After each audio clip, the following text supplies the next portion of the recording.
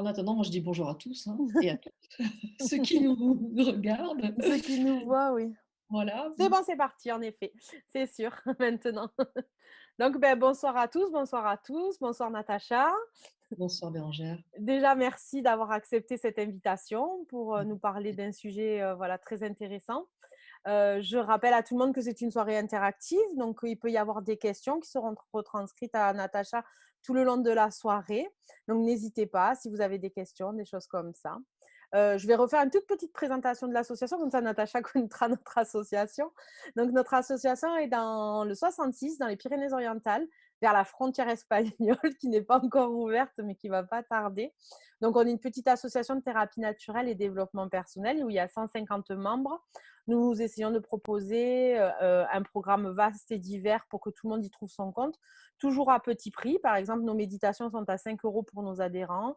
On a des ateliers numérologie, cartomancie, on a aussi des conférences, des ateliers. Voilà, plein de choses différentes. L'adhésion est à 20 € la première année et 15 € les années suivantes. Donc, c'est aussi des petits prix. On essaye aussi de faire pas mal d'ateliers en extérieur, parce qu'à Saint-Cyprien, on a un joli parc botanique où voilà, il y a des arbres et des plantes magnifiques. Il y a plein de petites choses. Voilà, donc on est une petite association.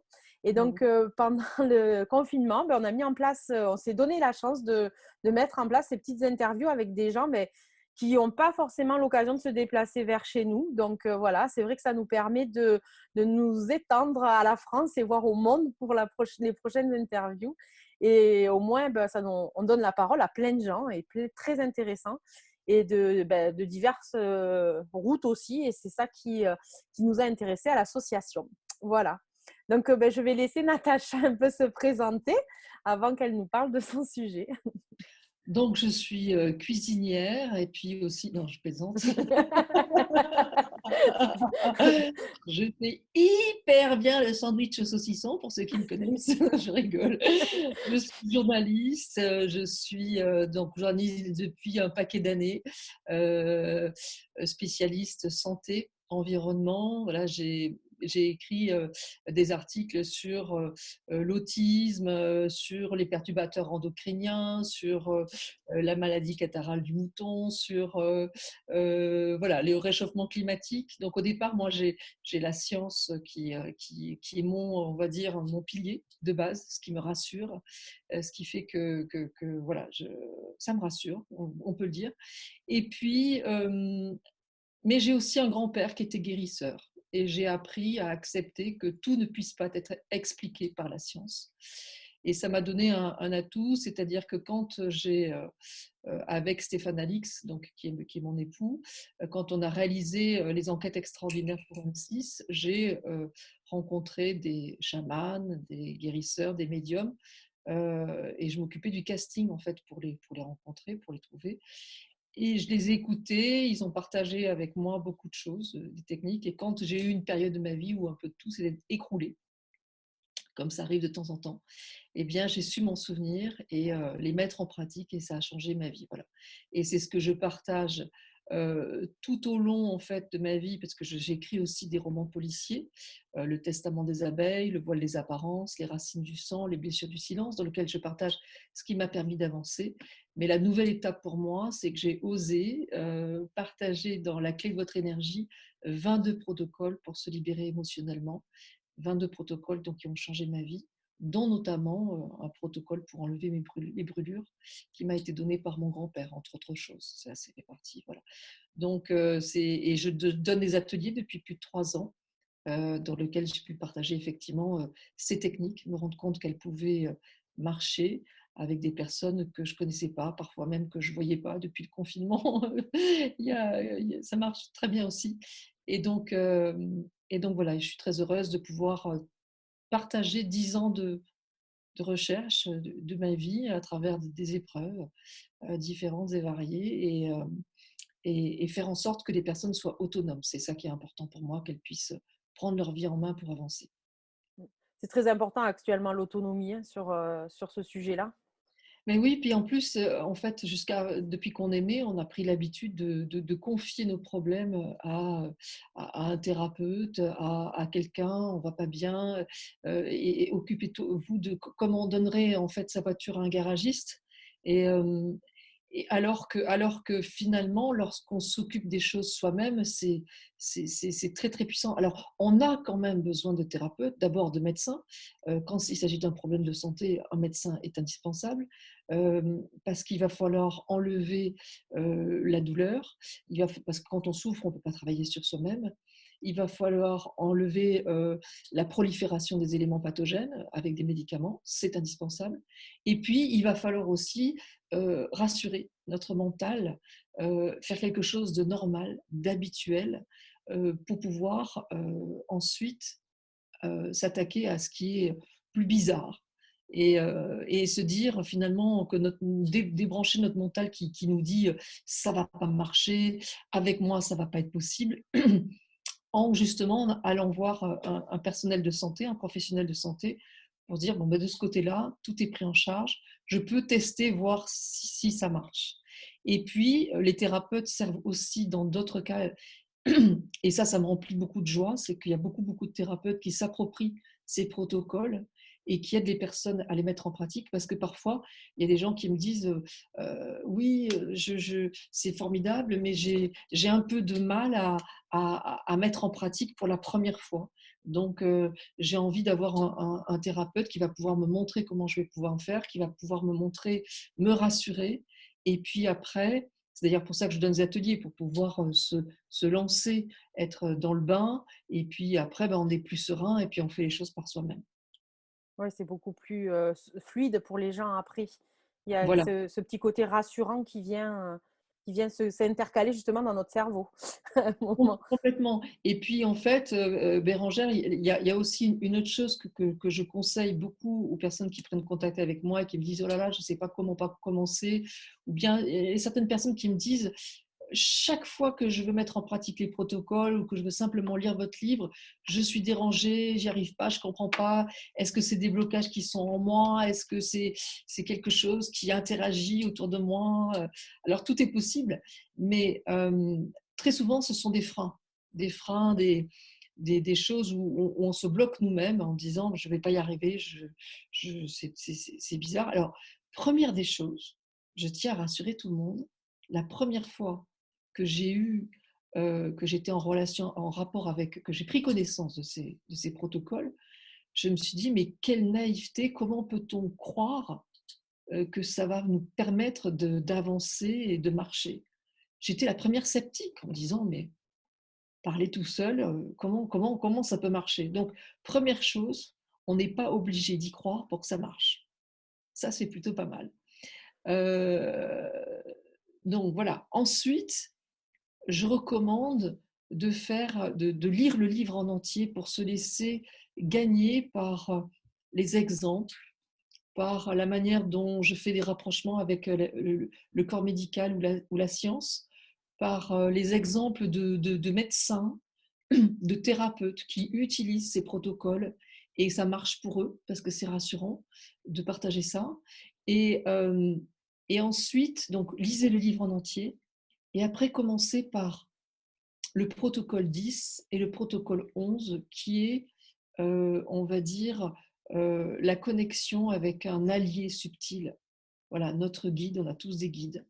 Et, en commençant par là, on va prendre confiance en soi et on dit à notre guide, alors ça, c'est aller voir aussi page 206 du livre, c'est pas un protocole, mais c'est un petit exercice qui permet de faire une bulle et pour être tranquille à soi, tout entière à soi, et puis pouvoir voilà, travailler tranquillement sur ces protocoles. Et ensuite, eh bien, il faut commencer par les protocoles 5 qui permettent en fait de refermer les blessures anciennes, et le protocole 6, ce que j'appelle les resets énergétiques, et ensuite pouvoir travailler plus en profondeur avec les autres protocoles et notamment ceux de libération émotionnelle. Je vais peut-être un peu vite en besogne. Je vous laisse me poser des questions. Moi, je suis partie là. Non, on nous demande comment avoir la connaissance de ces protocoles. Donc, c'est dans le livre, hein, c'est ça? C'est Voilà, dans voilà. Donc c'est dans la clé de votre énergie, ils y la sont clé de tous, ouais. votre énergie, voilà, 22 protocoles pour se libérer émotionnellement. Donc ce livre, voilà, dans lequel je partage 10 ans de recherche, parfois en attendant 2 mois, 3 mois avant de trouver des choses et les expérimenter et les mettre en pratique. Voilà. Ouais. Il y a 22 protocoles, ouais, c'est vraiment, complet du coup. Alors, en fait, il y a une partie qui est dédiée à la santé. Alors, comme je le disais, il faut absolument aller voir un médecin d'abord, mais il y a des protocoles, notamment les protocoles 2, 3 et 4, qui permettent de comprendre que, euh, en fait, à partir du moment où on a une maladie, eh bien, il y a quelque chose qui s'exprime. Une maladie est souvent quelque chose que notre corps a du mal à nous dire, c'est-à-dire que très souvent, on a eu plusieurs signaux, des choses, peut-être parfois sur le plan de la santé, d'autres fois c'est sur le plan des épreuves, qui nous ont dit, tiens, ça, ça t'a fait mal, ça, tu n'as pas été guéri de ça et on l'a pas vu. Et quand la maladie vient, eh bien, tout d'un coup, euh, en fait, ce que je propose, c'est de chercher émotionnellement ce qui a été douloureux juste avant de tomber malade. Si jamais on a, qu'est-ce qu'on pourrait dire, vous avez une idée de maladie qu'on pourrait citer? Moi, j'en ai plein. Je suis infirmière à la base, donc Bon, alors, infirmière vous, guérisseuse, je pense que j'en ai plein. Oui, en fait, vous, quelqu'un d'autre, est-ce qu'il y a une maladie qui vous vient là, par exemple? c'est vraiment la mise en lumière, le livre et les protocoles, c'est la mise en lumière de l'émotionnel qui a fait que le corps s'est mis en alerte. C'est ça, hein? Absolument, c'est Ouais, c'est ça. parfaitement résumé. Ouais. C'est ça. Donnez-moi un exemple, Bérangère, d'une maladie qui. Euh, ah ben, l'eczéma, tiens, on m'a posé ça cet après-midi. L'eczéma chez l'adolescent, en plus de ça. Ça revient très très souvent. Très souvent, oui. Alors, les L'eczéma. maladies de peau sont pour la plupart du temps reliées à une blessure, soit d'abandon pendant la petite enfance, soit du rejet quand on est adulte. Ce qui est important de savoir, c'est que euh, ces blessures-là, elles s'inscrivent en nous, au moment de enfin, avant même de naître.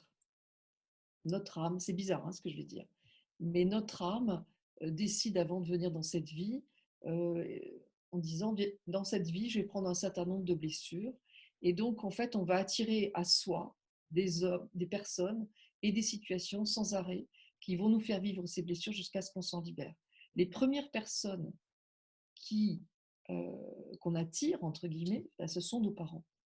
Et souvent, euh, quand on a un eczéma, ben, soit on a vécu plusieurs blessures d'abandon, ça veut dire, ça peut être des parents qui divorcent, ça peut être la mort d'une grand-mère, ça peut être même comment dire, un déménagement d'un endroit où on avait son meilleur ami et on vit ça comme un abandon. Ça peut être la mort d'un animal de compagnie. D'accord. et, et là, et donc, il faut regarder quand est-ce que c'est arrivé la première fois, cet eczéma. Euh, et, et, euh, et donc, chercher émotionnellement d'où ça vient. Est-ce que c'est en lien avec la petite enfance? Est-ce que j'ai eu le sentiment d'être abandonnée parfois? Si une maman ou un papa ne vient pas chercher son enfant à l'école à un quart d'heure ou une demi-heure de retard, chez certains enfants très sensibles, ça peut être vécu comme un abandon, même si c'est que juste un quart d'heure de retard. Donc, mais il ne faut pas culpabiliser en tant que mère, hein, parce que les mères, on culpabilise très très souvent. Oh là là, mais il faut se dire que nos enfants, ils nous ont choisis, non pas pour nos qualités, mais pour nos erreurs et nos défauts. Comme nous, on a choisi nos parents pour leurs erreurs et leurs défauts. Donc, ça paraît bizarre ce choisi, mais c'est pourtant le cas. Et donc, voir ce qui se rejoue, et très souvent, alors il y a un papier que je montre tout le temps, celui-ci, c'est-à-dire qu'en fait, ici c'est la naissance, là il y a des séismes émotionnels, 0 à 10 ans, le reste de la vie, ce sont des répliques, et donc on peut guérir ces séismes de 0 à 10 ans avec un certain nombre de protocoles, le 9 en particulier, et tant que cette partie-là n'est pas guérie, eh bien, on revit des formes d'abandon en disant bah, il y a tel projet qui est abandonné, je suis abandonné par mon conjoint, ou je suis comment dire, licencié par ma société et je vis ça comme un abandon. Et ce sont des répliques qui reviennent. Mais la chose troublante, c'est que avant la naissance, il peut également y avoir des séismes émotionnels qui sont hérités. Et donc, ce que je recommande toujours aux personnes, pour reprendre le cas de l'eczéma, c'est voyez qui avant vous, donc votre père, votre mère, grands-parents, oncles, tantes, arrière-grands-parents, a vécu un abandon. Ça peut être abandon sur le plan familial, ça peut être abandon sur le plan sentimental, ça peut être abandon sur le plan professionnel. En tout cas, la personne a vécu ça comme ça et ça s'est transmis. Et là, il va falloir faire les protocoles 7, qui sont des protocoles de libération émotionnelle, libération des fardeaux qui ne nous appartiennent pas, avec toutes ces personnes, où on a pu hériter comme ça d'une épreuve. Je vous donne un exemple.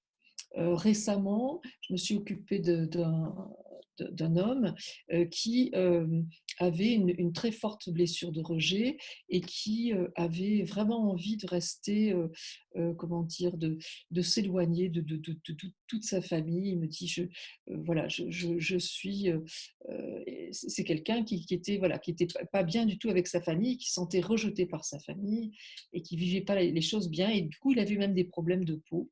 Euh, voilà. Et en fait, on a cherché ensemble ce rejet qui très souvent donc, se déclare sous la forme d'abandon dans la petite enfance.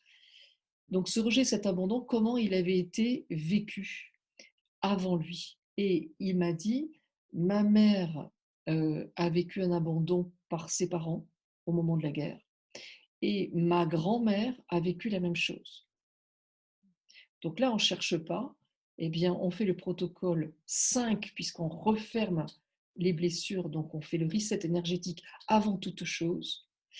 Euh, et ensuite, on fait le protocole de libération émotionnelle, le protocole 7 avec ces personnes. Je vais prendre un autre exemple qui est très récent.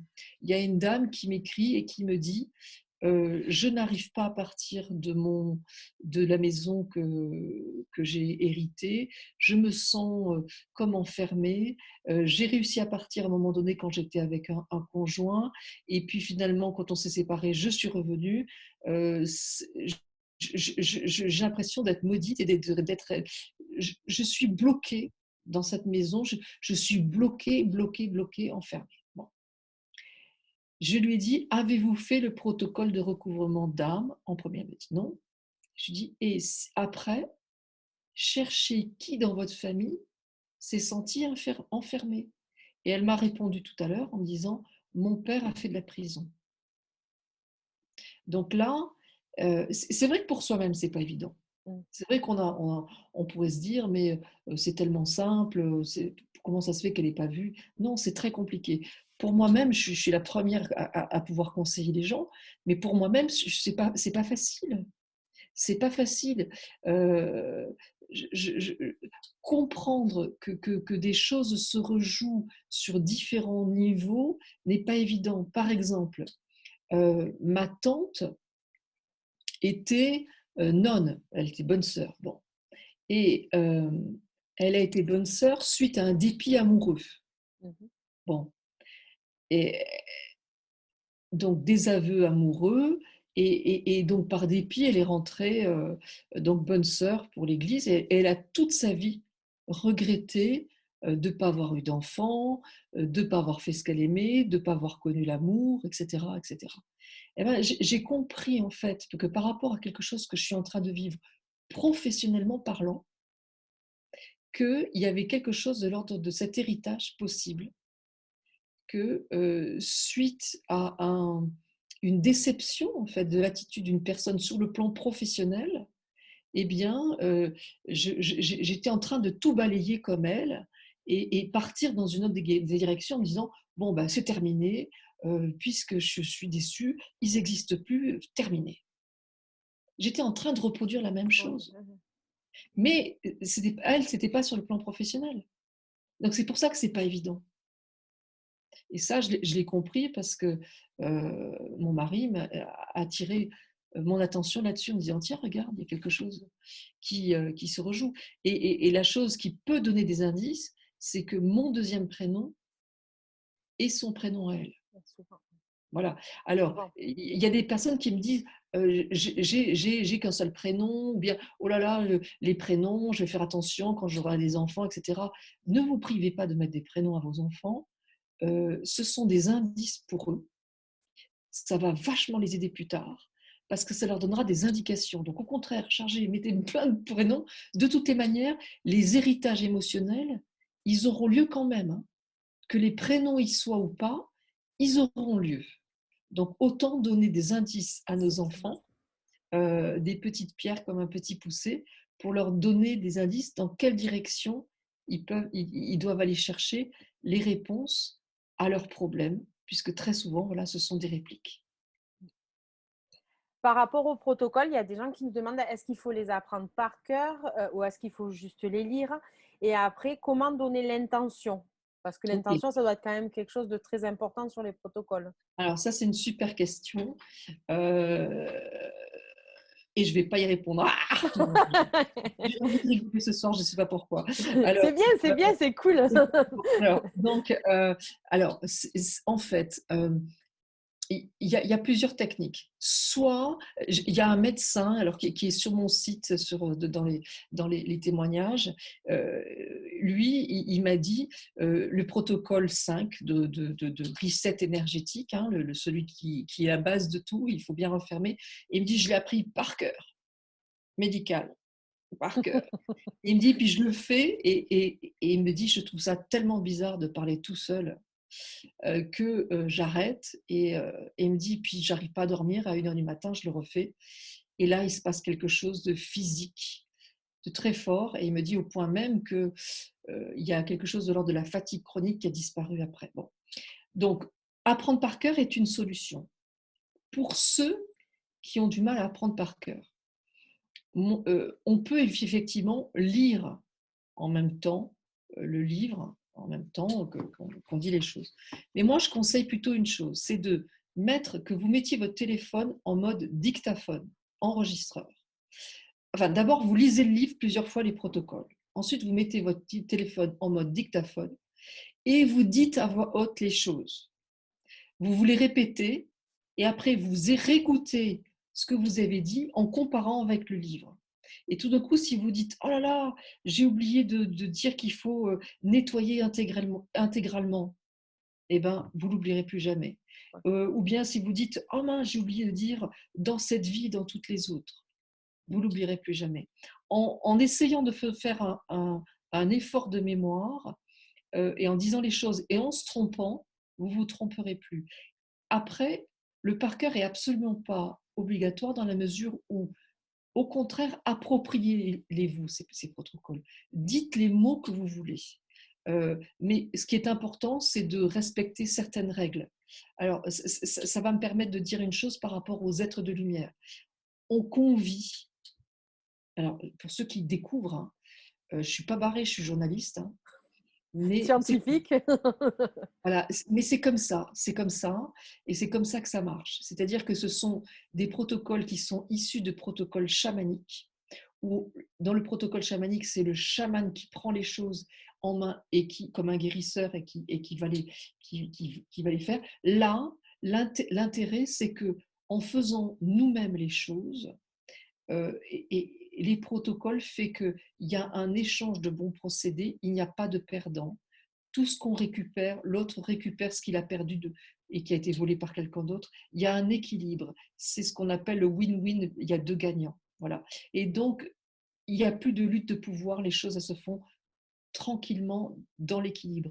Mais par rapport notamment à tout ce qui touche le harcèlement, la manipulation, la malveillance à répétition, ou bien tout simplement des phrases déstabilisantes dites avec méchanceté, mais sans finalement, sans en avoir conscience, mais à répétition, par rapport à ces problèmes-là, euh, il peut y avoir des résistances. C'est-à-dire que la personne euh, n'est pas d'accord pour que vous fassiez ce protocole avec elle. Et dans ce cas-là, il faut du très lourd. Et donc, on demande à ce que des êtres de lumière soient présents. Donc, ça ne peut pas être les guides, c'est pas assez costaud.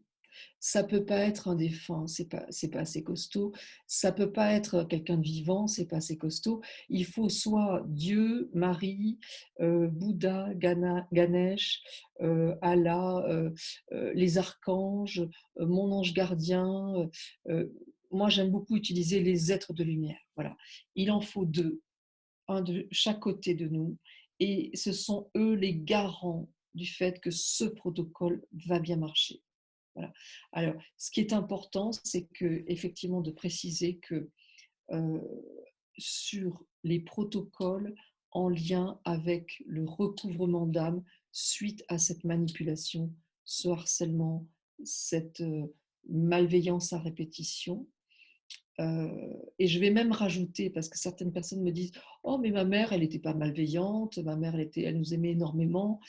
Et je leur pose la question: «Oui, mais est-ce que votre mère a vécu des choses très dures?» Ça peut être un abandon, un viol, un décès, quelque chose, des attouchements. Bon, toutes les familles ont vécu des choses très dures. Qui fait que, votre mère ou votre père d'ailleurs, hein, qui fait que il se passe en elle 3 étapes qu'on connaît bien sur le plan psychiatrique. 1, sidération, on est incapable de réagir. 2, dissociation, on est comme à l'extérieur de son propre corps. 3, fuite mentale, on est incapable de penser normalement.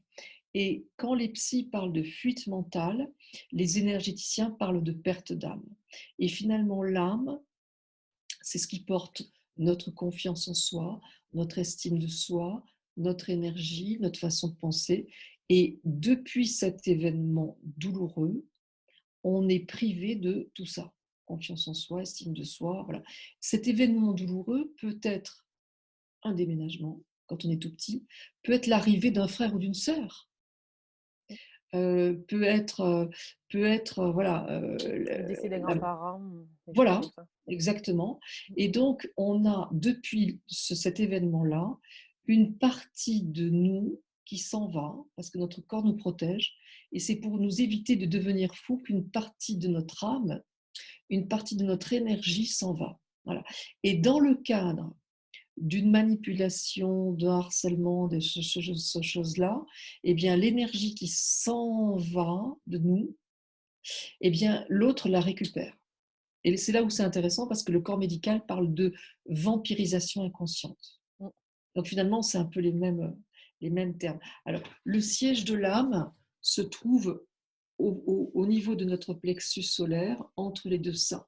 Et donc, il y a ce creux, il y a des gens qui me disent parfois: j'ai une douleur au thorax, j'ai un vide en moi, j'ai toujours faim. Bon, eh bien, ça vient du fait qu'on a ce creux en nous, et tant qu'il n'est pas refermé, eh bien, on essaie de le combler de toutes les manières qu'on peut, intuitivement. Alors, ça peut être la nourriture, le gras, l'alcool, le sucre, ça peut être les drogues, ça peut être toutes les addictions qu'on connaît. C'est une manière pour nous de combler ce trou d'énergie. Et pour revenir à ce que je disais tout à l'heure, c'est que ça arrive, cette prise d'énergie, ça arrive dans le cas effectivement d'une épreuve, d'un choc, quel qu'il soit, mais aussi, donc emprise, manipulation, perversion, là on en a parlé, mais pour revenir aux parents, donc imaginons cette mère ou ce père qui ont vécu des épreuves compliquées, ils ont ce creux en eux, et la seule manière qu'ils ont de la remplir, parce qu'ils n'ont pas les outils qu'on a aujourd'hui, eh bien, c'est d'aller chercher, d'aller puiser l'énergie chez un de leurs enfants ou chez leurs enfants. Et on ne peut pas leur en vouloir, les pauvres, parce qu'ils n'avaient pas la technique pour la récupérer. Mmh. Et, et sinon, certains en seraient morts de cette absence d'énergie. C'est Voilà. Donc, L'avantage, c'est que ça, on peut le récupérer avec le protocole 5 et le protocole 6. Et donc, quand il y a des personnes qui me disent: «Oui, mais ma mère, elle me disait: "Mais heureusement que tu es là, heureusement sans toi je mourrais"» et qui venait dans mon lit et j'avais 4 ans, elle pleurait sur mon épaule en disant: «Ma fille ou mon fils, qu'est-ce que je suis heureuse que tu sois là parce que sans toi, je ne pourrais rien, je pourrais rien, je pourrais rien». Et ben, il y a quelque chose de l'énergie qu'on a pris, que notre maman, que notre père nous a pris, malgré elle. Totalement inconsciemment. Et d'ailleurs, ce processus peut se reproduire avec nos propres enfants. Et encore une fois, il ne faut pas s'en vouloir, c'est qu'on n'avait pas les outils. La bonne nouvelle, c'est que en refermant ma propre blessure, comme c'est un échange de procédés, ça guérit l'ensemble de la lignée. La personne avant nous va récupérer l'énergie qui lui manquait. La personne après nous va pouvoir aussi, si nous on récupère ce qui nous manque, eh ben, elle va récupérer comme dans une lignée ce qui lui manque. Et donc en se réparant soi-même, on répare toute la lignée. Et donc la plupart du temps, quand j'ai des personnes, et notamment des mamans, qui me disent: «Oh là là, mon mari, mon compagnon a été manipulateur, j'ai réussi à m'enfuir, mais aujourd'hui, mes enfants sont sous le joug de leur père ou de leur mère, et cetera. Comment je peux faire?» et cetera.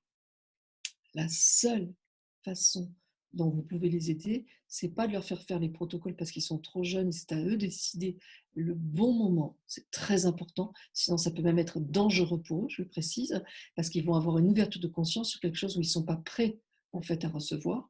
Donc la seule manière de les aider, c'est vous de vous refermer. Et en vous refermant, vous non seulement vous allez récupérer votre énergie, vous n'allez plus en perdre, vous n'allez plus en puiser, tout va bien, quoi. Et ne pas hésiter à les refaire. C'est ce que vous disiez tout à l'heure, Bérangère, par rapport à l'intention.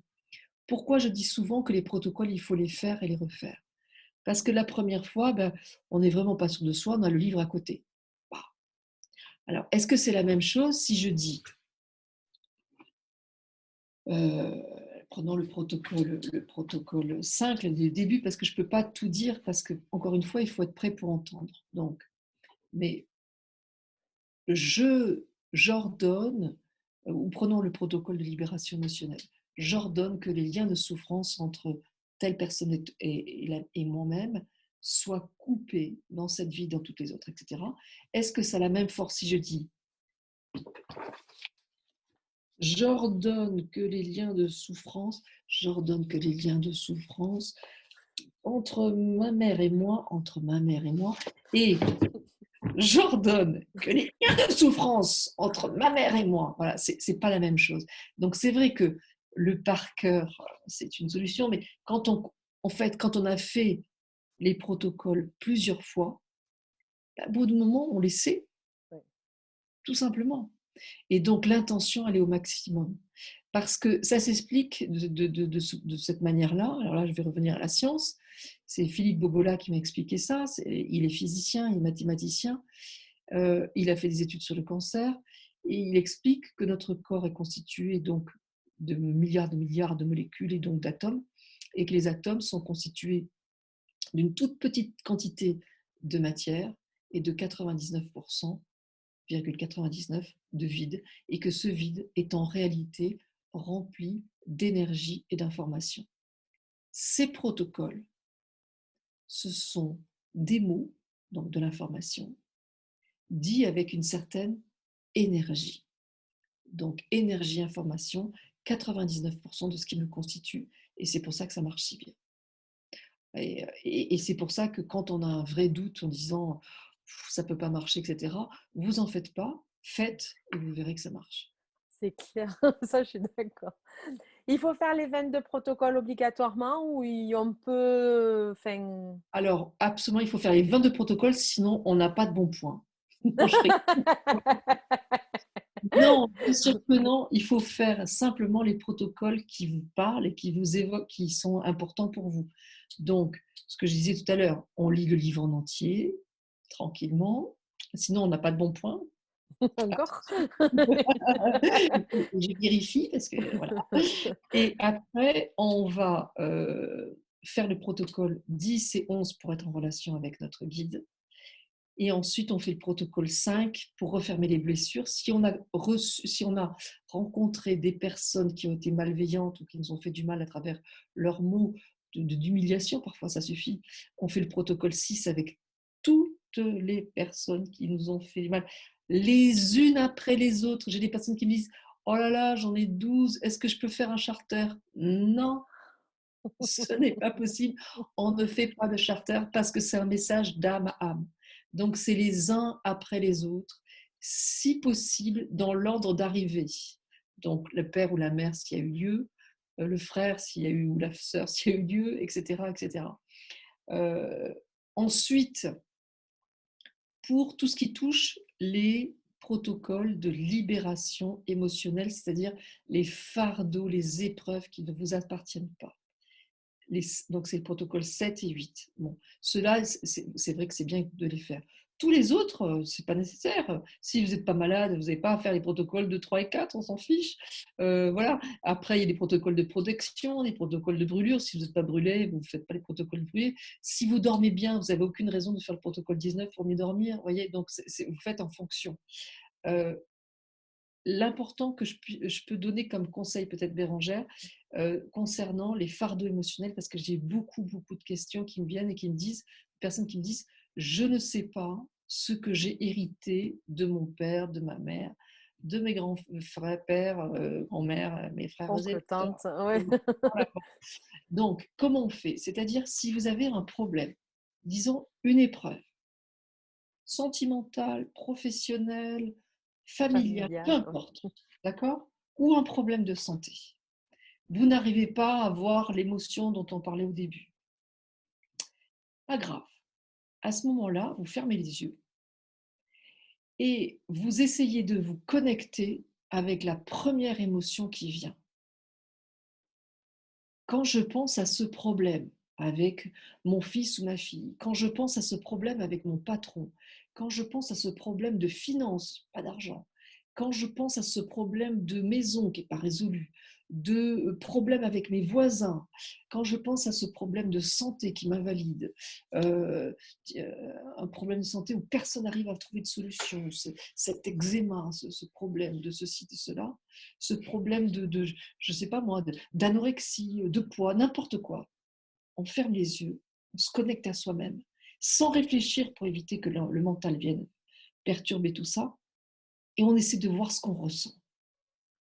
Est-ce que c'est de la peur, de la trahison, de l'injustice, de la colère, de l'impuissance, de, du rejet, de l'abandon? Est-ce que c'est de la culpabilité? Il faut faire émerger la première émotion qui vient, ou les deux premières émotions qui viennent. Et une fois qu'on a fait ça, eh bien, on cherche qui dans notre famille a vécu cette émotion, et pas forcément sur le même registre que nous. Si jamais c'est une maladie, je prends l'endométriose par exemple, bon, euh, une maladie, non, je l'ai déjà pris dans un autre live, qu'est-ce que je pourrais prendre La comme autre fibromyalgie. fibromyalgie, c'est quoi déjà? C'est C'est musculaire, je quand, crois. oui, c'est musculaire, c'est quand il y a commence à y avoir une raideur au niveau musculaire. On Alors, n'arrive plus à avancer. voilà, alors, voilà. Alors, typiquement, voilà. Donc ça, très souvent, ça peut être soit un besoin de contrôle terrible, Mm. ça peut être en lien avec la peur. Besoin de contrôle, d'ailleurs, pourquoi? À cause d'une peur, souvent. Ça peut être je me fais une carapace et je m'enferme dans ma carapace par la peur aussi. Et donc, cette peur, elle vient d'où? Elle peut venir soit de notre enfance, et elle se déploie sous la forme d'une culpabilité. J'arrive à rien, je suis bonne à rien, j'ai peur de ne pas y arriver, etc. Soit elle est héritée, voilà, de nos aïeux, de notre famille. Et là, on va se dire, est-ce que ma mère avait peur? peur de mon père, peur de ne pas avoir assez d'argent. Elle avait vécu dans la précarité quand elle était petite. Mon père, est-ce qu'il aimait son travail? Est-ce qu'il avait peur de ne pas pouvoir continuer son travail? Etc. On cherche. Mon oncle, ma tante, est-ce qu'ils ont eu peur? Ah, ma tante, elle a failli perdre un enfant, la peur qu'elle a dû avoir. Ok, cette peur, elle est héritée de ma tante. Hop, je nettoie les liens de souffrance avec elle. D'accord? Ouais. Mais après, ça peut être, mais ma mère, elle avait super peur parce qu'ils n'avaient pas beaucoup d'argent. Hop, je nettoie les liens de souffrance avec elle. C'est-à-dire que cette peur, elle peut se décliner de plein de façons différentes. Et également sous la forme de notre propre passé. Et là, c'est le protocole 9. Pour tout ce qui est libération émotionnelle, ce sont les protocoles 7 et 8. Pour tout ce qui concerne notre propre vie et notre propre enfance, c'est souvent en lien avec des culpabilités. Et ça, c'est le protocole 9, le protocole de consolation. Et le protocole de consolation, on va, comment dire, revisiter le passé, le réembellir grâce à un procédé qui a été mis en évidence par Giacomo Rizzolatti, qui est un chercheur de l'université de Parme, et qui a montré grâce aux neurones miroirs que notre cerveau ne sait pas faire la différence entre quelque chose d'imaginé et quelque chose, non, quelque chose par contre de vécu réellement et quelque chose d'imaginé comme étant réel. Imaginons, tiens, je vais prendre quelque chose, voilà, imaginons que ça soit un verre d'eau. Je vais le boire. Giacomo Rizzolatti, il a montré qu'il y a des zones du cerveau ici qui sont liées à la déglutition et à avaler l'eau qui s'allument. Vous qui m'avez regardé faire, vous avez eu les mêmes zones de cerveau qui sont allumées. Et pourtant, c'est une bougie. Enfin, ça n'a rien à voir. Notre cerveau ne sait pas faire la différence entre quelque chose de vécu et quelque chose d'imaginé comme un réel. Voilà. Je prends comme exemple dans le livre cette boule d'aluminium qu'on se met que je vous passe là, et puis qu'on se met tous dans la bouche et qu'on ferme fort. Cette gêne que vous avez ressentie, ben, la boule d'aluminium, elle n'y est pas. Et pourtant, vous avez ressenti une gêne. Voilà. Et donc, l'objectif du protocole 9, protocole de consolation, ça va être d'imaginer, de réinventer le passé au moment où on nous a rendus coupables, au moment où on s'est senti coupable, au moment où on n'a pas fait les choses bien parce qu'on était trop petit, pour réembellir de façon géniale le passé. Et ça va effacer en fait l'ancien petit choc, trauma qu'on a vécu quand on était petit, pour des choses dérisoires. Hein. Ça peut être du sirop Tesser renversé sur la moquette. Hein. C'est de cet ordre-là en général. Et derrière, toute notre vie est impacté, ce que je montrais tout à l'heure, Sur les ondes c'est-à-dire de que choc. ça, c'est le sirop Tesser voilà, que notre frère nous a envoyé chercher. On avait 4 ans, on est tombé, on s'est pris les pieds dans la moquette, tout est tombé, on s'est ramassé une claque par nos parents. Et depuis, on s'empêche la réussite parce que ce sont des répliques. Et tant que ce problème de culpabilité à 4 ans n'est pas résolu, finalement, ben on va reproduire le même problème. C'est quand même ballot, autant effacer ça. Et donc ça, on va se l'effacer avec le protocole 9. 0-10 ans, c'est vraiment une charnière alors? C'est vraiment un moment, clé chez l'enfant? Alors, c'est 0-6 ans, c'est archi clé, tout le monde est d'accord, tous les thérapeutes. Moi, j'ai élargi à 0-10 ans parce qu'il y a des choses il y a des enfants qui ne se rappellent pas de leur 0-8 ans et qui se souviennent de 0-10, de 8-10 ans. Donc, voilà, jusqu'à 10 ans, c'est un moment où il y a des choses importantes. Et ce protocole de consolation, il faut le faire avec l'événement le plus tardif possible, enfin, le plus tôt possible. C'est-à-dire que si vous vous rappelez d'une culpabilité quand vous aviez 15 ans, c'est trop tard.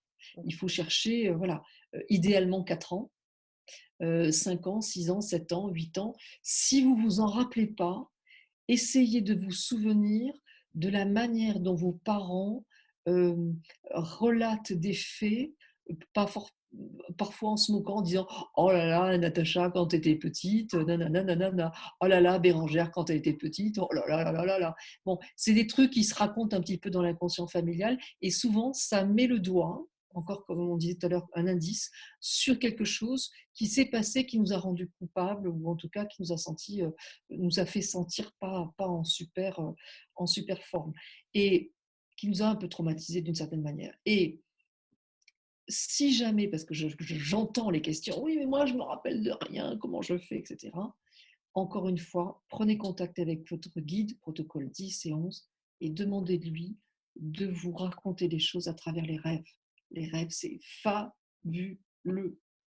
Et c'est le seul moyen que les guides ont pour nous parler parce que notre inconscient enfin, tout est débranché, notre mental est débranché. Donc, ils ont une prise directe avec les souvenirs enfouis. On fuit aussi parce qu'il y en a qu'on ne veut pas se souvenir. Et là, c'est le moment justement de. Le lapsus était complètement révélateur. Absolument, absolument. Complètement. Oui, C'est comme ça que naît le déni, absolument. c'est ça, oui. Après, on peut aller chercher aussi dans les histoires familiales, comme vous disiez. C'est vrai que les histoires qui se racontent en famille, souvent dans les cousinades ou les choses comme ça. Ah, tu te souviens, tiens, ça nous a fait bien rire. Et ben, ah, celle-là, je ne m'en souvenais plus, mais il y a quelqu'un qui s'en est souvenu pour moi, quoi. C'est, Voilà, ouais. complètement, Les complètement. guides, Donc ils sont là, aussi là pour nous, de temps en temps, vous avez demandé, hop, on vous met le petit piqûre de rappel avec l'oncle qui va absolument, arriver. absolument, absolument. Ouais, ouais, complètement, complètement. Et puis, voilà, les fêtes familiales, alors c'est très très lourd parfois, n'empêche que euh, euh, c'est des indices aussi. Moi, je me souviens que ce Noël, j'ai appris de la bouche de mon père quelque chose concernant mon grand-père paternel que j'ignorais. Et tout d'un coup, je me suis dit, waouh, je suis en train de répliquer un truc, quelque chose qui me posait souci. Et je me dis, mais ça peut venir de lui. Quand on est rentré à la maison, j'ai dit à mon mari, laisse-moi quelques minutes, j'ai besoin de 10 minutes, un quart d'heure, je vais faire un protocole avec mon grand-père paternel. Voilà. Et ça, c'est un travail qu'on peut faire à tout le temps. Et ne vous découragez pas. C'est pas parce que les choses n'ont pas hyper bien marché la première fois que vous dites oh, ben, ça marche pas avec moi. Non, parce que chaque jour qui passe, ça infuse un peu en vous. Et au bout de 15 jours, parce qu'il faut laisser du temps. Tous les protocoles, on peut les faire n'importe quand, tout ça, mais les protocoles structurels, c'est-à-dire les protocoles 5, 6, 7 et 8, ceux qui touchent vraiment notre structure, ceux-là, il faut attendre 15 jours avant de les refaire. Et vous pouvez faire une séance de plusieurs protocoles. Vous voyez, moi, je vais pas vous cacher que ce matin, tin, tin, tin, à bientôt. Bonne soirée. Ce matin, un lapin, non, ce matin, ça y est, les gens se disent, allez, barrer la peau. Ce matin, j'ai fait une série de protocoles parce que voilà, sur le plan professionnel, il y a un petit truc là qui gratouille par rapport à un projet qui est tellement nouveau et qui me tient tellement à cœur. Et je me dis, il y a quelque chose que je dois comprendre. J'ai demandé à mon guide de m'éclairer à travers les rêves. J'ai fait un rêve juste hallucinant qui m'a donné les réponses. Et ben, ce matin, j'ai fait les protocoles, j'ai refait les protocoles avec certains membres de ma famille en me disant, tiens, ce blocage-là, qui l'a eu avant moi? Ok, lui, elle, machin. J'en ai fait, je ne sais plus, 6, 7, les uns après les autres. J'ai commencé à bosser, il était 10 heures. Mais oui, mais j'ai travaillé sur moi, c'est essentiel. C'est un temps, c'est hyper important de prendre ce temps. Prenez du temps pour vous. Ça change la vie. Si vous saviez la force que ça donne quand les fardeaux émotionnels qui ne nous appartiennent pas disparaissent, waouh, c'est phénoménal. Ça change tout. Ça change tout. Donc, ouais, j'ai reçu des messages là de personnes. C'est assez incroyable. Euh, ah, en pratiquant régulièrement ces protocoles, j'ai pu supprimer un médicament lourdingue que je prenais depuis 25 ans 25 ans, 6 mois par an, car j'avais régulièrement des allergies au soleil. Extraordinaire tout de même. Euh, voilà. Après, il y a quoi? Mon Bible, hein. C'est avec l'enfant le plus fort, avec celui qui est le plus apte à guérir cette blessure que l'événement se rejoue. Cette phrase m'a permis de prendre conscience de plein de choses. Euh, voilà, prendre sa juste place. Aujourd'hui, j'ai fait le protocole 7, nettoyage des liens héréditaires. Ça a été très fort, incroyable. Enfin, une nouvelle naissance. Merci, gna gna gna, nanana. Bon voilà, et cetera, et cetera. J'ai eu des personnes qui m'ont dit avoir fait ces protocoles et ça avait un impact, voilà, sur leur enfant, pratiquement immédiatement. C'est troublant. Ou sur le plan professionnel, moi, ça a changé ma vie, changé ma vie, changé ma vie. Voilà, Prendre donc du temps pour soi, je crois que c'est vraiment la leçon qu'on a à découler de tout ce qui s'est passé là, hein. C'est avec le confinement et tout, ouais, oui, ouais, ouais. J'ai des personnes, ça me fait penser ce que vous dites, Bérangère, ça me fait penser à une fois, j'ai eu pas mal de personnes pendant le confinement qui m'ont dit, je vais faire le recouvrement d'âme avec mon mari, mon compagnon, et cetera. J'ai dit: «Beh, faites-le quand vous êtes vraiment seul et tout». Et il me dit: «Non, mais il est pas là, je suis seule et je suis seule depuis 1 mois et demi et ce confinement est un rêve pour moi parce que je vais il y en a pouvoir me plein libérer qui toute seule sans qu'ils puissent interagir avec moi». Il y a eu vraiment des choses incroyables qui se sont passées, hein. oui, Ouais, ouais, oui, vous avez complètement raison. mmh, ça a été, vraiment intéressant quoi pour plein de choses. Absolument. Oui. Bah, du coup, ça fait déjà un petit moment qu'on est Oui, et ensemble. oui. 51 minutes.